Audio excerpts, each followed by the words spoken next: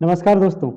जैसा कि मैंने आप लोगों से वादा किया था कि एलपी के बाद यूपी का सिलेबस भी मैं आपको लेकर आऊँगा। बहुत बहुत स्वागत है आप सभी का आपके यूट्यूब चैनल अर्जुन गुरुकुलम में। बहुत से साथियों ने मुझे कमेंट करके कहा है एलपी वाले में कि आप जो है जल्दी से जल्दी क्लास शुरू करें। मैं कोशिश करूंगा कि जल्दी से जल्दी क्लास शुरू कर सकूं। बहुत सारी बातें ना करें। आप लोगों को अगर ये वीडियो अच्छी लगे तो लाइक, सब्सक्राइब और फॉरवर्ड करें ताकि बाकी दोस्तों को भी सके।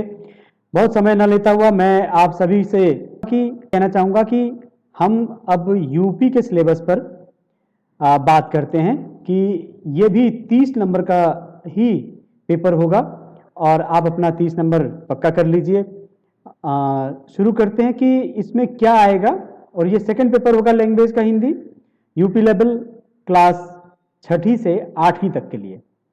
तो देखते हैं कि क्या क्या कहाँ से प्रश्न आएंगे।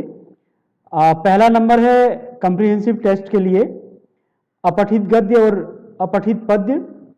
और दूसरा जैसे कि एलपी में है कवि, लेखक और रचना विधाएं कि कौन कौन सी रचना विधाएं हैं, लेखक कौन कौन से हैं, कवि कौन कौन से हैं, उसके बारे में जानकारी।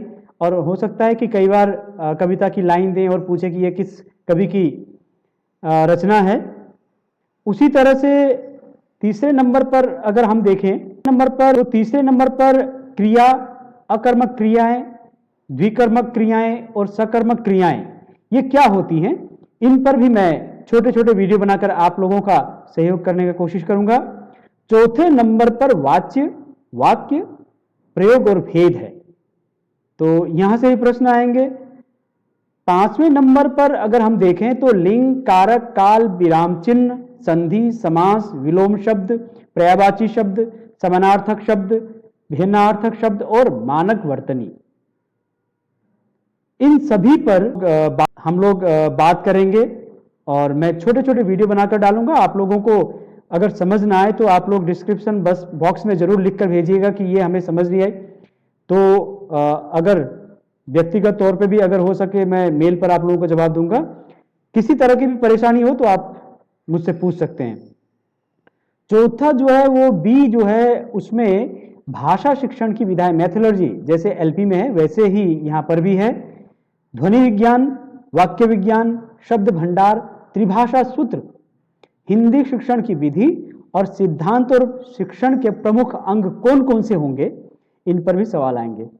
आपको मालूम है कि ये 30 नंबर का है और आप लोग देखते रहिएगा जो मैं कोशिश करूंगा वीडियो बनाने की। मुझे लगता है कि मैं अच्छे से अच्छे वीडियो बनाऊं ताकि आप लोगों को ज़्यादा से ज़्यादा लाभ हो। इसके अलावा जो है इसमें दूसरे पर है एकाधिक भाषाएं सीखने की आवश्यकता, भाषा की आवश्यकता और गुरुत्व, इस पर भी सवाल आएंगे। तीसरा है भाषा और संस्कृति, राष्ट्रभाषा और राजभाषा। राष्ट्रभाषा क्या है, राजभाषा क्या है, हमारी राष्ट्रभाषा क्या है, हमारी राजभाषा क्या है, इन पर छोटे छोटे वीडियो बनाऊंगा ताकि आप लोगों को प्रश्न आए तो उनका सही जवाब दे सकें। चौथे पर है शिक्षण और योजना, आवश्यकता, उपयोगिता, इकाई योजना, पाठ की योजना और परियोजना, इस पर भी हम लोग बातचीत करेंगे। इसे आप ये मत सोचिएगा कि मैं आप लोगों को सिखा रहा हूं, बिल्कुल सिखा नहीं रहा हूं। जो मुझे आता है वो आप लोगों के साथ साझा कर रहा हूं, केवल बस इतना मान के चलिएगा। क्योंकि आप लोग सब विद्वान हैं, आप लोग सब पढ़े लिखे हैं, आप लोग यहाँ इस टेस्ट को क्लियर करने के बाद बहुत ही बड़ी भूमिका निभाने वाले हैं, देश का निर्माण करने वाले हैं, देश के भविष्य का निर्माण करने वाले हैं। बच्चे ही हमारे आगामी पीढ़ी है, उन्हीं पर सारा राष्ट्र और पूरा देश निर्भर करता है। तो आप लोग ये कतई मत समझिएगा कि मैं आप लोगों को पढ़ा रहा हूँ या आप लोगों को सिखा रहा हूँ। मैं कोशिश कर रहा हूँ कि जो मेरे पास है, जो मेरे पास जानकारी है, वो आप लोगों के साथ साझा कर रहा हूँ। अगला है पांचवा, हिंदी अध्यापक और शिक्षण विधियां, अच्छा शिक्षक और अच्छे शिक्षण की विशेषताएं, आवश्यकताएं, भाषा शिक्षण के सामान्य सिद्धांत, प्रणालियां, पद्धतियां, प्रत्यक्ष, परोक्ष, खेल, मॉन्टेसरी निर्देशित, स्वास्थ्य, डाल्टन, प्रश्नावली, आगमन, निगमन, क्रियात्मक, सूक्ष्म शिक्षण। तो इसमें यह भी देखना है कि प्रत्यक्ष किसे कहते हैं, अप्रत्यक्ष किसे कहते हैं, खेल, है ना, भाषा शिक्षण के सामान्य सिद्धांत क्या हैं, इन पर हम लोग बात करेंगे और कोशिश करेंगे कि हम इनको समझें।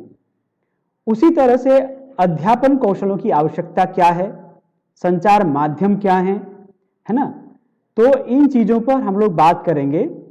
संचार माध्यम की परिभाषा क्या है, तत्व, प्रकार और विशेषताएं क्या हैं, और जनसंचार माध्यमों का विकास किस तरह से हुआ है, इन पर भी छोटे छोटे वीडियो मैं बनाऊंगा और बातचीत करेंगे।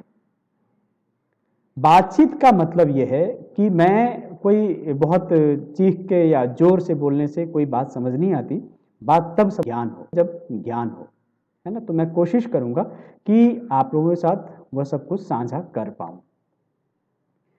उसके बाद है मूल्यांकन। मूल्यांकन की धारणा, सामग्रिक मूल्यांकन, उत्तम परीक्षा की योजनाएं, विशेषताएं, प्रश्न का निर्माण, उपलब्ध परीक्षा अभिलेख, इन चीजों पर भी हम लोग बात करेंगे। मेरी कोशिश रहेगी कि हम बातचीत करें और आप लोगों को जो बात समझना है या आप लोग बताएं कि मुझे कहां से शुरू करनी है, कौन से वीडियो पहले बनाऊं, कारक पर बनाऊं, समास पर बनाऊं, पर्यायवाची पर बनाऊं, हाँ, वाच्य पर बनाऊं, भाषा की विधाएं पर बनाऊं, कवियों पर बनाऊं, लेखकों पर बनाऊं, या रचना विधाओं पर बनाऊं। आप लोग मुझे बताइएगा तो मैं उसी हिसाब से जो है वीडियो बनाने की कोशिश करूंगा। मेरा विनम्र निवेदन यही है कि अगर आपको ये वीडियो, ये मेरा प्रयास अच्छा लग रहा है तो इसे लाइक करें, सब्सक्राइब करें, बेल आइकन पर जरूर दबाएं।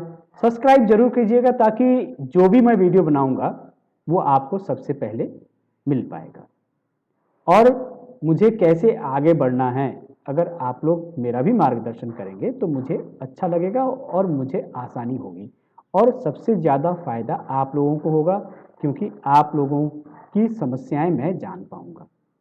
ठीक है दोस्तों, तो बहुत बहुत शुभकामनाएं, आप लोग सफल हों, आपकी इच्छाएं पूर्ण हों, हमेशा खुश रहिए, अपनी चारों ओर सफाई रखिए।